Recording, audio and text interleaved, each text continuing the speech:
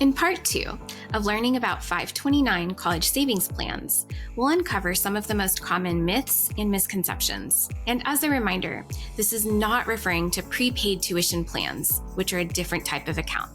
So let's get started. 529s are state-sponsored, which leads to some confusion. So myth number 1 has 2 varieties. First, you're required to open a 529 from your state of residence. Second, you must attend college in the state of the 529 plan that you selected. Both are not true. In most cases, you can open a 529 plan from any state you like. Keep in mind, it may be beneficial to open a 529 plan in your state of residence if they offer state income tax deductions or depending on their unique laws. Also, you can attend any college or trade school you like. You'd want it to be an eligible institution for qualified education expenses, but it doesn't matter which 529 plan you have. Myth number 2, funds in a 529 plan need to be used within a certain time frame. Again, not true. There's not a time or age limit for using funds in a 529 plan. You can use them for your children and your grandchildren if you like. Myth number 3, qualified education expenses only cover costs for college. In addition to college, many trade schools qualify.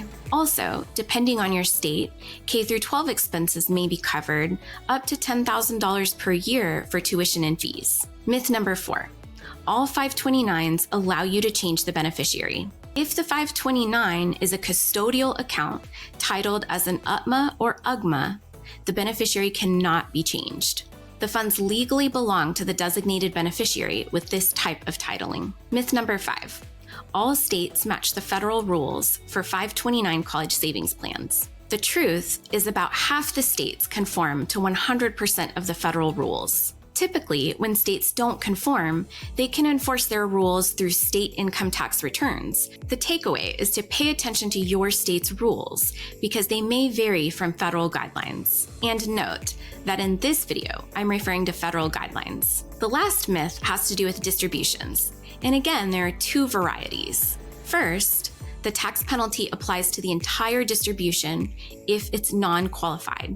Second, you can withdraw contributions before growth. With non-qualified distributions, the penalty will only apply to the growth portion. Your contributions won't be penalized. Also, distributions are pro rata, which means each distribution will have a portion of contribution and growth. You can't choose between the 2 and take them out in a certain order. And that wraps up the most common myths and misconceptions that I hear. Stay tuned for the last part of this series when we'll discuss what to do with leftover money in a 529 plan. Be sure to subscribe to my channel.